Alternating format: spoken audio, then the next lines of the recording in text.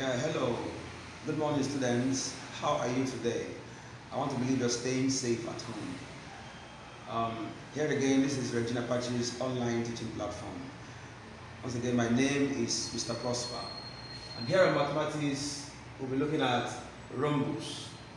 Alright, the specific objectives to be considered here are as follows. 1, to describe a rhombus. 2, to identify the 7 properties of a rhombus. And then the third, to differentiate between a parallelogram and a rhombus.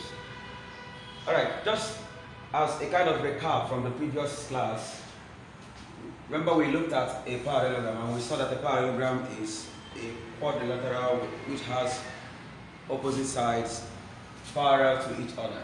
So a rhombus today is a parallelogram which has all its 4 sides equal. Now right here is a diagram of what a rhombus looks like. We can see it has 4 sides, just as a parallelogram, too. But then the difference between the parallelogram and the rhombus is just that the 4 sides are equal. You can see side AB, side BC, side CD, and then side AD, they are all equal. Given these marks show that they are all equal. Now quickly let's consider the properties of a rhombus. 1, all sides are equal in length. You can see, just like I just pointed out a while ago, all sides, AB, BC, CD, AB, the lines are all equal. So if here is 4 cm, here it should also be 4 cm. Likewise here and here. Alright, next, opposite sides are parallel to each other. That is, you can see line AB is parallel to line DC. This mark means parallel. Line AB is parallel to line DC. Line AB is parallel to line DC. That means you can have that parallel line mark here, for example, to show that these 2 lines are parallel to each other.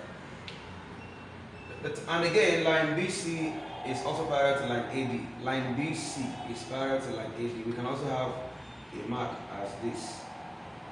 I need to show it. So remember, parallel lines are 2 lines that can never meet. So if you watch those lines and produce them even to the end, you can see they will not meet. That makes them parallel.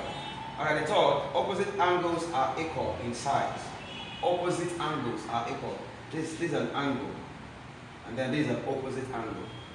Here again, this is an angle, and then this is the opposite angle, and they are equal. So if we have something like 60 degrees here, we should also have 60 degrees here.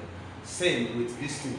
So it's for the angles facing each other, not angles adjacent each other. All right.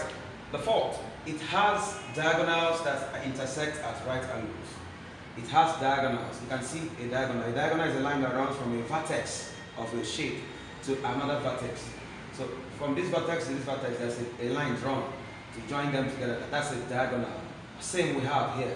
And again, the point is that at the point of intersection of these 2 diagonals, we form an angle 90 degrees. That's the right angle. Same it is on this side and the same on this other diagonal. Right? The fifth, it has diagonals that bisect corner angles. It has diagonals that bisect corner angles. Now these are the corner angles.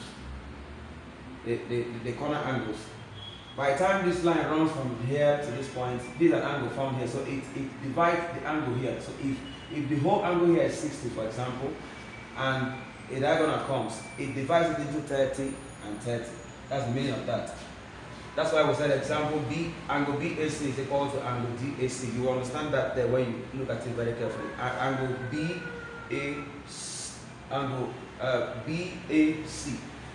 half of the angle here is equal to angle DAC, half of the angle here. So if what we have, like I said, is 30 degrees on the whole angle, this diagonal divides it into 30 and another 30. Alright, the sixth, it has diagonals that bisect each other. We have said that before, I believe.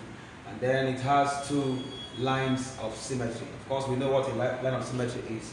A line of symmetry is a line that divides a shape into two equal parts. Now this line, that line though is a diagonal, is also serving as a line of symmetry. Same with this, so we have two lines of symmetry in a rhombus.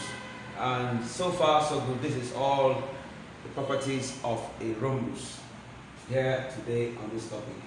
I want to believe it's clear and the message is well passed.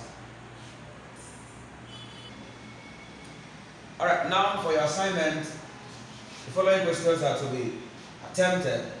What is a rhombus?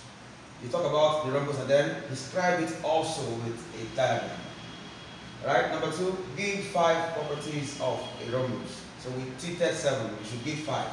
Then the third, in a tabular form, it says differentiate between a parallelogram and a rhombus. So from the lesson we had on the previous class, you should be able to compare the two and give us the differences. So far, that's the question. Those are the questions you have to attempt. Thanks. Have a nice day. Stay safe. Okay.